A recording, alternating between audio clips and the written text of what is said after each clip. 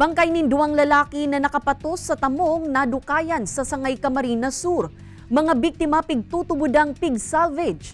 Kapulisan sa Banwaan nakikipagkoordinar na sa pagtaraid na police stations sa nagpapadagos kaining hararom na investigasyon. Tutukan sa report ni Chris Novello.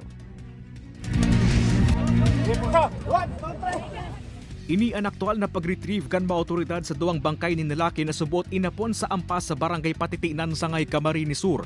Nadiskubre ini kan mga nag-aagi sa lugar na tulos man na pinaabot sa mga otoridad. Ang duwang bangkay nakapato sa tamong asin daipa na bebisto kan mga otoridad.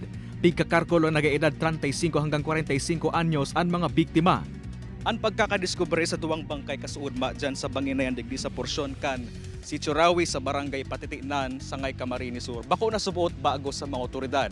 Several years back may mga nangyari naman subot na siring kaini na may inapon na mga bangkay sa porsyon na ini. Ngunyan inaaram kan kapulisan kung gikan ba ang mga bangkay na ini sa probinsya ng Albay o dyan sa Partido area.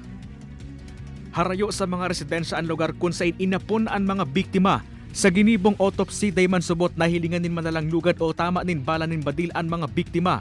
Apwera na sana sa mga pasa sa manlalay na parte kan lawas. Dayman pigigilid kan mga otoridad na biktima nin salvage ang mga ini.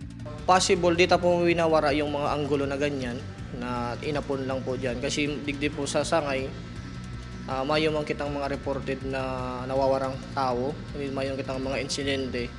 And then nag-coordinate na din kami sa ibang pagtaraid na kalapit na Banwaan.